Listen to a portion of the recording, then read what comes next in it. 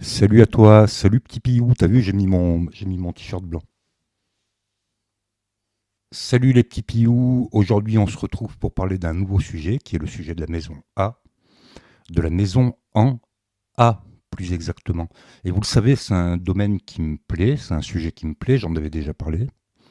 Non seulement c'est un sujet qui me plaît, mais c'est un sujet qui, je trouve, est historique, pragmatique, qu'on ne doit pas écarter, qui n'est pas très répandu en France. On est surtout sur des phénomènes de mode qu'on retrouve aux États-Unis, mais tout ce qui se passe aux États-Unis finit toujours par arriver quelques années plus tard en France. Nous, on a les chalets, mais j'ai envie de dire, quelque part j'ai envie de dire, un chalet ne serait-il pas quelque part plus beau qu'une souris moche? Bon, ce que je voulais dire par là, c'est qu'on connaît la méthode, on sait comment faire. Simplement, la particularité d'une maison en A, c'est qu'elle n'a pas de mur porteur. En fait, les murs, mis à part les deux pignons, ce sont les deux pans de toiture. Comment on fait? Déjà, on analyse la structure. On se pose la question, on se dit, oh, pop, pop, pop, pop, pop. Attends 2 secondes, petite libellule. Attends-moi 2 secondes. Est-ce que tu serais pas en train de me vendre un de tes projets de tunnel de vente parce que hier tu étais boucher charcutier, mais j'ai rien contre les bouchers charcutiers, et que demain tu as décidé de devenir le spécialiste de la maison en A du web. Et ben non, non, non, en fait la maison en A ça existe depuis toujours. Alors moi je n'en ai pas conçu et construit personnellement.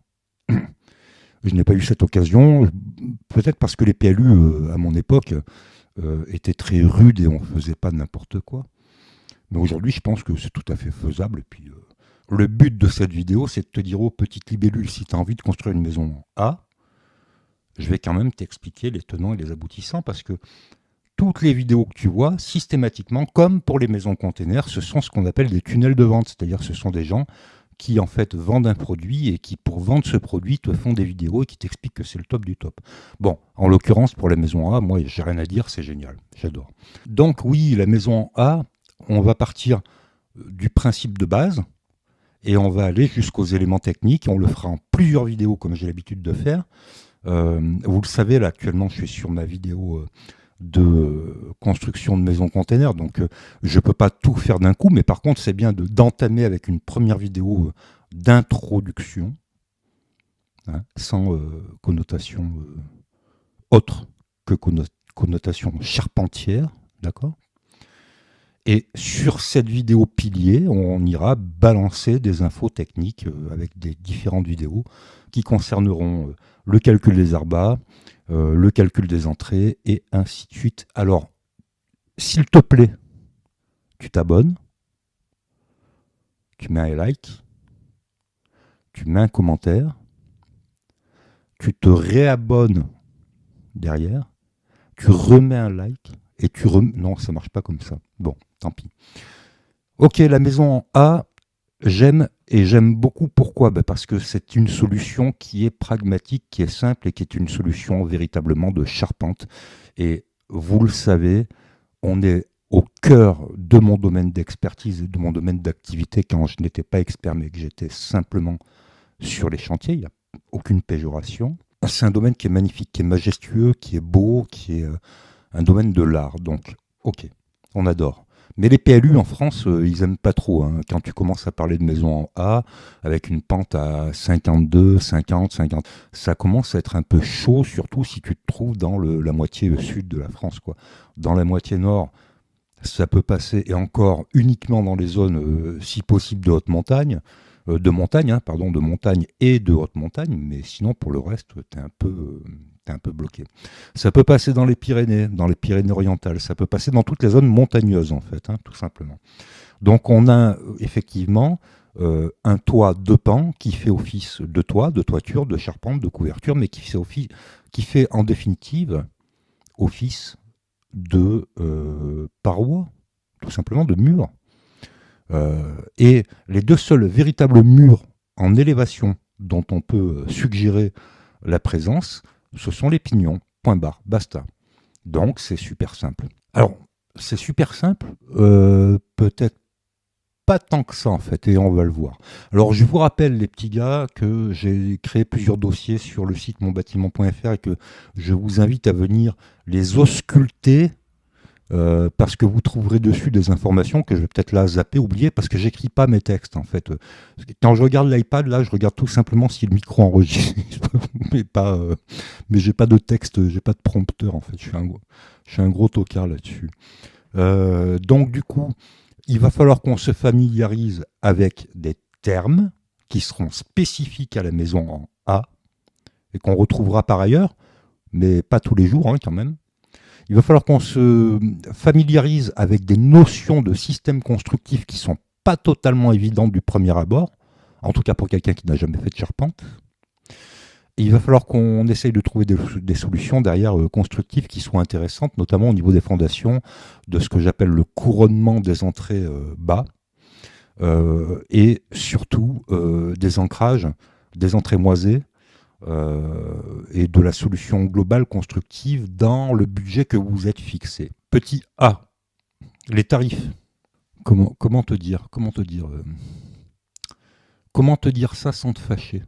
Donc oui, la maison en A, c'est potentiellement ce qu'il y a de moins cher à réaliser. Oui, d'accord.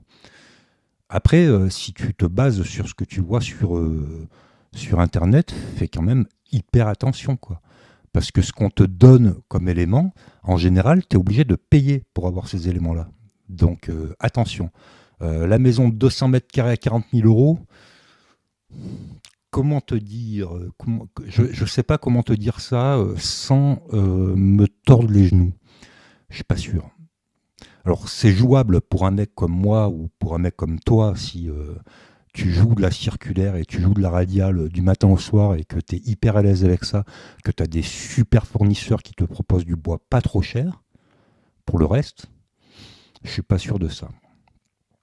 On revient sur les éléments structurels, on passera sur les éléments esthétiques, les éléments de confort, les éléments de structure dans une deuxième, troisième, quatrième vidéo.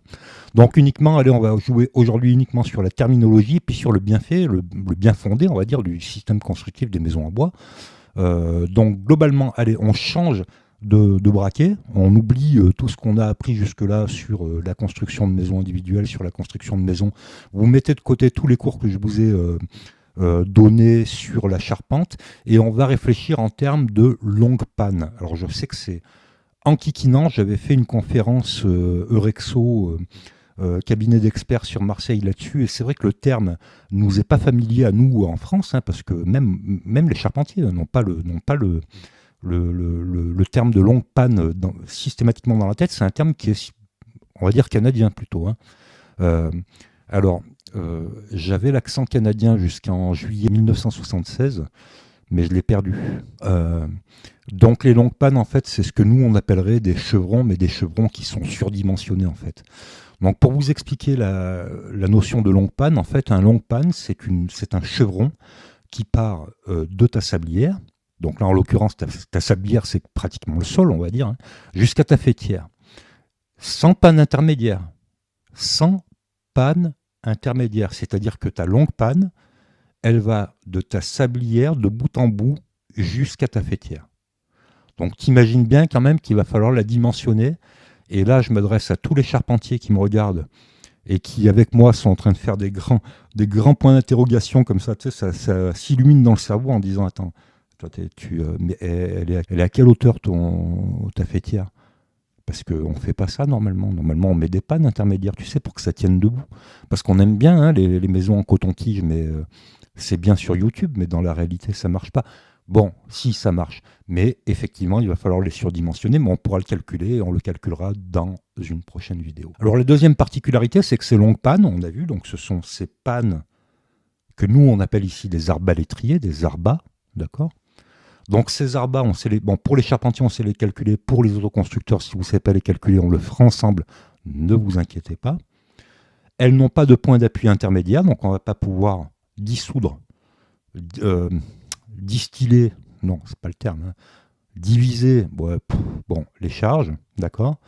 Elles se rejoignent en moment d'effort au faîtage et elles viennent pousser axialement les embases, les étriers sur lesquels elles vont être posées. D'accord ? Ensuite, pour les fermer, effectivement, parce qu'on est sur des grands triangles, donc aujourd'hui sur Internet, sur Google, machin et tout, on parle de triangle. Donc nous, en tant que charpentier, on parlera de ferme. Et le mot ferme, les amis, vous le savez, on en a déjà parlé, ça vient du latin fermer, rendre fort. D'accord ? Ça ne vient pas des vaches, des chèvres et des moutons. Donc la ferme trouve son efficacité dans le fait que du faîtage au couronnement de la sablière, on vient restructurer l'ensemble par ce qu'on appelle un entrée. Et là, je ne vous apprends rien parce que vous êtes au top sur la question des entrées. Et là, on va faire même mieux. On va parler des entrées, d'accord, qui viennent fermer la ferme. Non, ça, c'est un coiffeur. Ouais. Alors, ça, c'est... Bon, peu importe. Et on va parler éventuellement des entrées retroussées qu'on va retrouver peut-être à 2,30 m, 2,40 m, selon l'architecture de la maison. Et les entrées retroussées, chers amis, vous savez tous ce que c'est, je n'ai plus besoin de vous l'apprendre.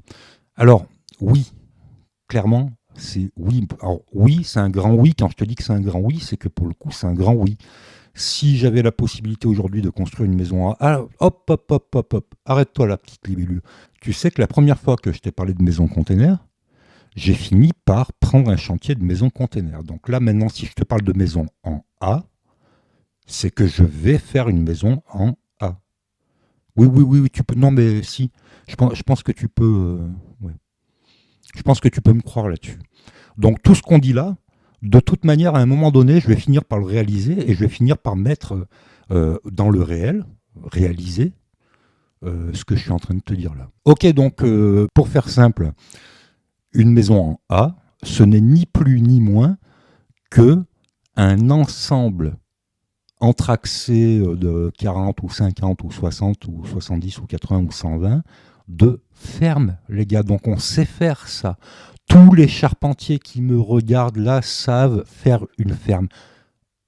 Attention, on n'aura pas de fiche, de contre-fiche, on n'aura pas de blocher, on n'aura pas... Voilà, on va garder juste les échantillons et juste on va retrousser nos entrées pour pouvoir donner une structure solide avec, si possible, un espace aménageable. Voilà. Ça vous fait flipper? Ouais, moi aussi, clairement, moi aussi. Autre chose, on parlera des pignons avec les montants d'ossature bois qu'on va être obligé de traiter donc pièce par pièce en les délardant à la pente et en essayant d'optimiser ça pour faire en sorte qu'on ait un contreventement axial suffisamment important, puisque je vous rappelle qu'on va avoir une maison qui va être en triangle, donc qui va être très haute. Moi, je me demande si on ne va pas finir par faire une pyramide quand même, un jour ou l'autre. En dernier lieu, le côté intéressant, oui, non, non. Alors, j'adore la maison A. Bon, j'adore, clairement, j'adore. Mais non, quoi, non, je veux dire, quand tu as 40 mètres carrés d'emprise au sol et que tu n'as que 20 mètres carrés de surface habitable, on va dire fiscalement habitable, non, c'est pas... Donc là, on s'adresse aux passionnés, on s'adresse aux autoconstructeurs, on s'adresse aux boiseux qui adorent ça. Pas seulement les boiseux, hein, mais on va dire que ceux qui maîtrisent un peu la radiale se feront plaisir. Mais non, techniquement, quand tu bâtis sur 40 mètres carrés avec un faîtage qui va pointer à 6 mètres et que tu n'as que 20 mètres carrés d'habitable, tu te dis aïe. Et enfin, on parlera des fondations, donc quels sont les meilleurs types de fondations, comment on va gérer le couronnement. Donc vraiment comment on va gérer le couronnement, parce que j'ai vu des trucs, les trois quarts des trucs que j'ai vus sur la maison en A sont quand même un niveau au-dessus de ce que j'ai vu sur les maisons containers. Donc on est quand même, on va dire qu'on est sur des passionnés techniciens déjà. Donc c'est la plupart des choses que j'ai vues sur Internet déjà me font plaisir à la base. Il y a pas de critique à apporter, hein. Il y a des éléments, il faut réfléchir, parce que je pense plutôt sur le côté budgétaire, parce que là par contre on ment, hein, sur le budget. Il y a du mensonge clair, hein, je veux dire, sur fais ta maison de 200 mètres carrés pour 16 000 euros. Ouais, bon, on arrête avec ça. Il faut arrêter avec ça, les mecs. Soyez honnêtes avec les gens, quoi.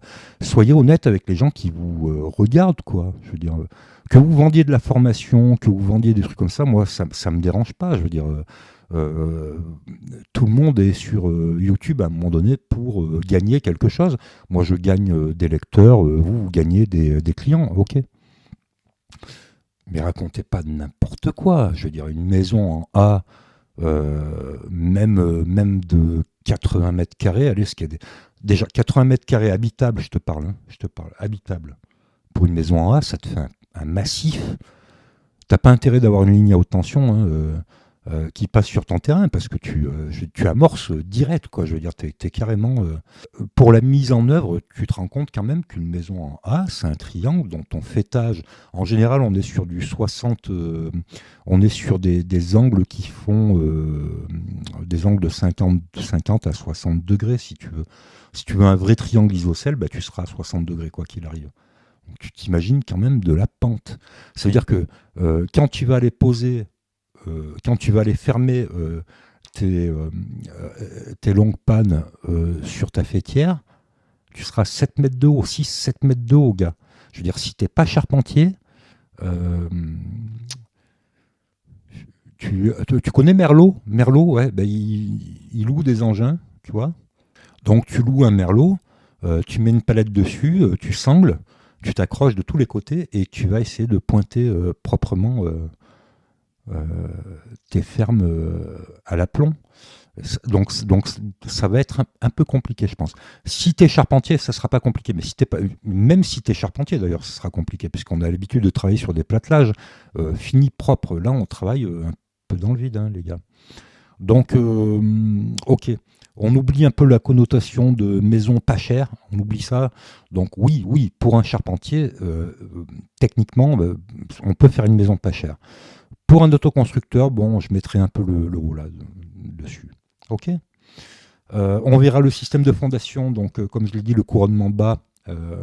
J'ai vu pas mal de choses qui, à mon sens, peuvent être améliorées là-dessus. Et notamment, on reviendra sur le système des pieux vissés, des pilotis béton que j'apprécie particulièrement, pilotis béton ou pieux vissés, les deux, j'apprécie particulièrement sur ce type de construction qui sont quand même malgré tout légères. Et on posera notre attention sur le fait qu'on va avoir effectivement des poussées, même si on resserre, même si on referme avec l'entrée, ça se fait pas ce que je fais là, non.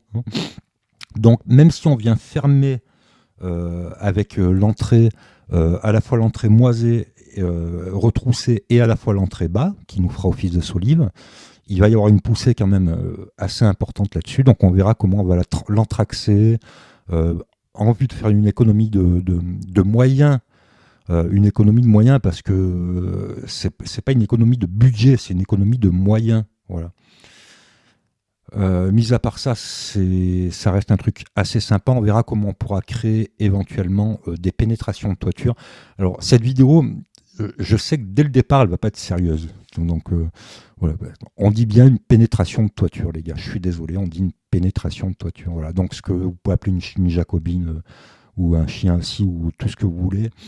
C'est-à-dire que, en fait, étant donné que la toiture représente la quasi-totalité des surfaces de parois de la maison, il va falloir y faire entrer de la lumière. Alors c'est soit on fait rentrer de la lumière par les pignons, donc pignons, les deux pignons opposés à la faîtière, soit on fait rentrer de la lumière sur les côtés, éventuellement pourquoi pas un sas d'entrée, une porte d'entrée, ou j'en sais rien.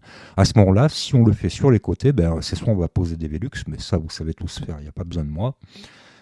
Soit on va créer effectivement des pénétrations de toiture. Les pénétrations, ce sont des éléments qui viennent perpendiculairement à la toiture et qui créent des arrêtiers, éventuellement une faîtière, hein, des arrêtiers, des nous, et tout un bordel au niveau de la zinguerie qu'il va falloir gérer sur une maison A, puisque c'est que de la toiture. On verra dernièrement la garde au sol, comment protéger son ouvrage par rapport au sol. Donc c'est pour là que je reviens sur les pilotis qui sont quand même la meilleure solution. Pilotis, pieux béton, plot, vous appelez ça comme vous voulez, pieux vissé, pieux foncé, c'est bon, ça marche. On est sur des structures légères. Et enfin, on verra, on calculera le dimensionnement des solivages, d'accord. Le dimensionnement du solivage pour les planchers, alors que ce soit le plancher bas ou que ce soit le plancher qui va se retrouver au niveau des entrées des entrées retroussées, pardon. On calculera les lancements au niveau de nos arbades, donc les arbalétriers, donc on va dire longue panne ou arbalétrier, il faudra vous habituer à ça. Hein.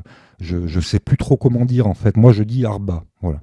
Mais les gens, quand je discute avec des confrères et qu'on parle d'arbalétrier, on pense à une ferme de charpente. Et là, on est plus dans le cadre de la fermette, en fait. On a une multitude de petites fermes de faible section. Et vu qu'on parle de sections, ben on parlera aussi des sections qu'il vous faut pour construire une maison en A. Voilà. On parlera de la nécessité de mettre une faîtière ou pas. D'accord? Parce qu'on a une lisse de fêtage sur les maisons. Alors moi, j'ai vu des maisons en A, j'en ai pas réalisé. D'accord? J'en ai vu qui n'avaient qu'une lisse de fêtage, ce qui me semble tout à fait cohérent. On n'est pas obligé de positionner une panne fêtière. On verra comment on reprend tout ça en pignon. Je vous dis... Alors, si vous vous êtes pas abonné, les gars, si vous n'êtes pas abonné, c'est lourd ou pas? C'est lourd quand je dis ça ou pas? Abonnez-vous. Abonnez-vous parce que dans les prochaines vidéos, on va décortiquer chaque étape par étape. Donc si vous ne vous abonnez pas et que vous n'activez pas la cloche de notification, vous allez zapper les vidéos. Et puis moi, ça me fait aussi de la notoriété et de la popularité. Et puis je vous rappelle que tout ce que je dis là, de toute manière, ce sera retranscrit, ou c'est déjà le cas d'ailleurs, hein, pour certains articles, dans mon magazine monbâtiment.fr. Je vous embrasse, c'est que le début. Vous voyez, on va avoir pas mal de choses à dire hein, sur les maisons en A. Et puis là, c'est un sujet, moi, qui m'émerveille. Je suis à l'aise. Je suis à l'aise, là. Là, vraiment. Il n'y a rien d'écrit. Hein. Je ne sais pas si si je fais ça, si ça casse rien. Là, je sais pas si tu vois, mais c'est que j'enregistre ma voix, en fait. Hein. Je monitore ma voix, c'est tout. Hein. J'ai pas les moyens, si tu veux, de m'acheter un prompteur. J'ai pas les moyens d'investir dans du matos. Donc, on va parler de la maison en A sans texte. Hein. Moi, je vais t'en parler du début jusqu'à la fin. J'adore. Et pourquoi pas, on va le faire. Et en fait, on va le faire. Voilà, clairement. Ma petite libellule, tu t'abonnes. Je t'embrasse très fort. Ou pas. Bon. Et tchou.